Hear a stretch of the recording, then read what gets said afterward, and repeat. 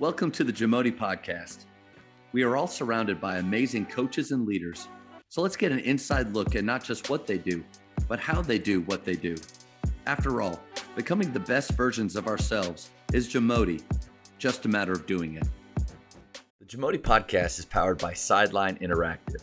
Sideline Interactive is the leading manufacturer for high-quality, innovative scoring tables and LED video display boards that help coaches and schools bring more excitement to fans, create huge fundraising opportunities, and make their jobs easier. Visit sidelineinteractive.com to check out their amazing products. I would imagine if I ever had the opportunity, if Coach Drew asked me for some reason to come and coach with him, that it wouldn't happen. But anyway, that'd be pretty special. You know, getting to come back to the place where I played. I'd have a sense of pride in just being where I'm at. I would imagine you felt the same way coming back, the place that you played. So with that feeling, what's something that makes TCU basketball different? Yeah, I mean, I think there is something to that. I mean, I know when I kind of always thought about coming back and coaching at TCU.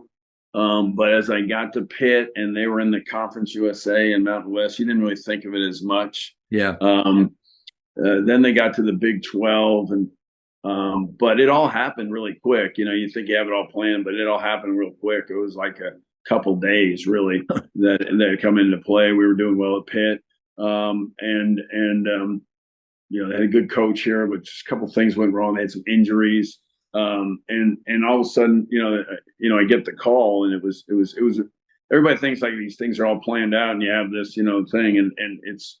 I had a friend of mine, tell me one time, it's like, you know, there's no other business in the world where you have to make a life, you know, a life changing decision in 24 hours, but this is kind of the career, and you know, and I you know told people, I didn't say it initially, but in my first, you know, month or so at TCU, I was like, what did I do? You know, I mean, there was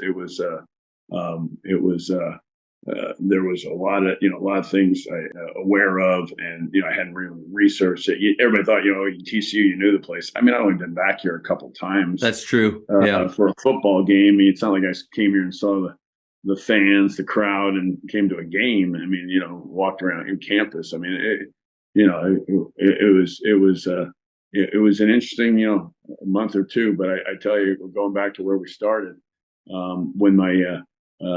When I felt good was when my family finally got down there in June. They finished up at school, and when they got there, and then that's when I knew we were good, and that's where it turned. So, getting back to your question on TCU, yeah, it probably means more. It means more because I think our path, my path, TCU gave me a chance. I didn't have a lot of scholarships.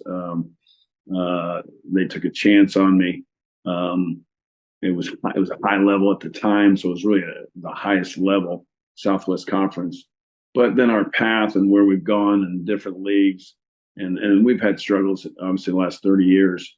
So it's to see where it's at now, and you asking me to be on your podcast. I mean, I think we're doing things something right. That's so, not the measure that you've arrived, Coach. Yeah, that's it. 30 plus years of experience. What's one thing you do differently if you could start over in coaching? I would have married my wife earlier. Is that good? I mean, yeah, it's great. Obviously, she had such a big impact on your life and the path and probably the peace that you have. I get that. Mm-hmm. Yeah, I mean, a coach's wife is it's a really, really probably the most important assistant you're going to have. You mentioned earlier that she was in Hawaii, and with that, how did that work? I mean, if you don't mind going into a little bit of the past. We met in Hawaii. My first, I guess you could say, full-time coaching job, restricted earnings in Hawaii. So we met there, and then I moved right after we met to northern Arizona. She stayed in Hawaii, eventually got to Arizona, and then I moved back to Hawaii. Another job opened at Hawaii, and then we bought a place in Hawaii, engaged. So I thought we were going to be there for good. You know, I loved it there. She was from there. and we bought a place by the beach. I was good, and then this job opened at Pitt where I was going to be associate head coach for a guy I really believed in Ben Howland. And she said, just make sure you're there for the wedding, and I'll meet you in Pittsburgh. And so she supported me in moving from Hawaii to Pittsburgh. So Coach, that's a good one. That's a good one. Probably my best recruiting pitch ever was that right there. So, so I don't know where we're kind of all over the place on this, but while we were long distance, she always gives me a hard time that it took 5 years to get married, but we never really lived in the same city. So I think that matters a little bit. Yeah, that's fair. I'll tell you. Or continent. Yeah, there's just 8 hours of ocean in between. But I'll tell you, I can't believe you ever came back, because if there's one place that my wife and I, we love going to Hawaii, and we do it pretty cheap. And there's some great families through faith over the years that have helped us to get to do that on 2 teacher salaries. But every time we're there, Coach, we always look at schools and we're like, man, I bet they need teachers. Like, there's going to be a day where we just don't come back. Mm-hmm. Yeah, no, it's we're playing in Diamond Head next year, the tournament. So, we've always gone back. We're not, her parents moved out with us now, so we don't go back as much, but we she spent the summer there, and we love it. And it's special. I have a lot of friends there, but it's just getting harder and harder to get there. Thank you for checking out today's episode.